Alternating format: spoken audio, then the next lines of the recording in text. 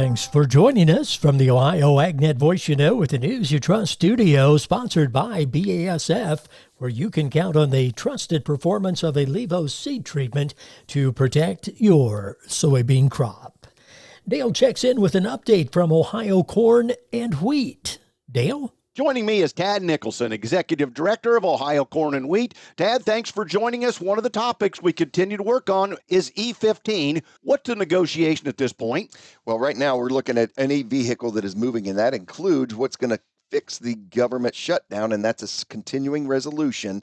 And so the whole idea of a clean continuing resolution, we're not for it. We want a continuing resolution that not only funds the federal government, but also fixes the outdated regulation that keeps us from selling E15 year-round. That's a permanent fix that corn farmers need right now. And for corn farmers, it's a way to use up some of this supply that's not going to other places. We're able to produce more, and in some cases, that's a real challenge. But we've got ethanol, we've got DDGs, we've got corn, and the world loves it all. So why can't our congressmen and senators understand the value of E15, producing our own, environmentally friendly? I'm probably stealing your speech. Well, you should just go to D.C. with me, Dale, and you could tell that same thing to the folks there. It doesn't cost anybody a dime. It opens up permanent markets for corn farmers. Everything is positive, and we're also partnering with the petroleum industry. So we don't have any of our usual gripes and those type of things. We're in agreement. We just need to get this thing done, Dale. It's time to do it right now. So when farmers finish harvest, will there be a push to help Washington better understand why this is important to them? Well, you bet. We always have to let them know how important markets are.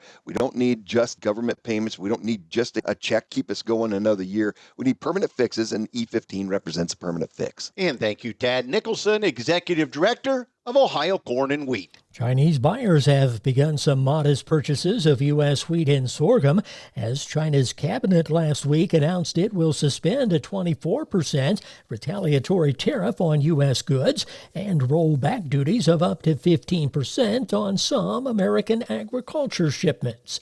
The move, unveiled after high-level talks between the U.S. and China, signals a thaw in agricultural trade tensions. The American Farm Bureau Women's Leadership Committee will celebrate the International Year of the Woman Farmer.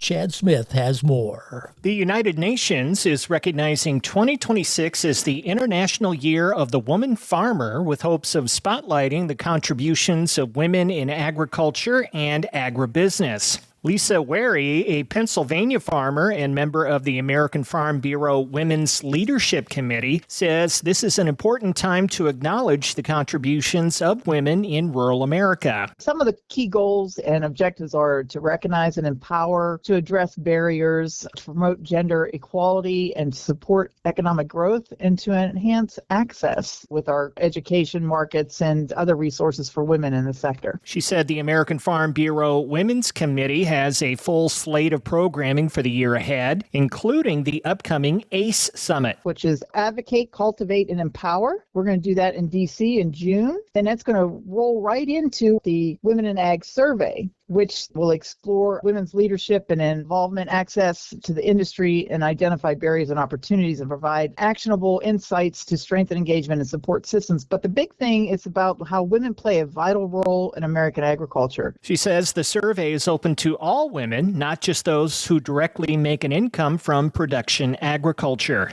Learn more and take the survey at womeninagsurvey.com. Chad Smith, Washington. The United States Geological Survey has added both phosphate and potash to the federal list of minerals considered critical to national security and economic stability.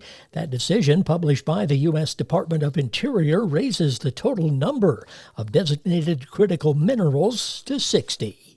The markets are next. Get the equipment and trucks you need at the Ritchie Brothers' next Great Lakes Regional event on November 12th and 13th. This absolute unreserved auction will feature online bidding, and items are located in Columbus, Chicago, and Detroit. Choose from close to 3,000 items, including a wide selection of construction equipment, semi-trucks, and more. Don't miss Ritchie Brothers' Great Lakes Regional event on November 12th and 13th. For more details, visit rbauction.com. Again, that's rbauction.com. Joey from Vermont, a farmer trying to get through the winter.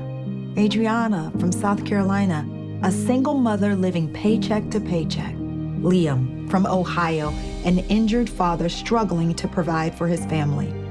Hi, I'm Shanola Hampton, and I support the Feeding America network of food banks because they help provide over 6 billion meals to people in need each year. Learn more at feedingamerica.org. The market's brought to you by Seed Consultants. Simply better performance online at seedconsultants.com. At the Board of Trade, December corn 4.29 3/4 up 2.5. March corn 4.44 1/2 up 2.5. November beans $11.16 up 14 1/4. January beans $11.30 up 13 cents. December wheat 5.35 3/4 up 8. At the Mercantile Exchange, December cattle $228.55 up $7.20. December hogs $82.77 up $3.37. January feeder cattle $328.82 up $9.25. This is the Ohio AgNet.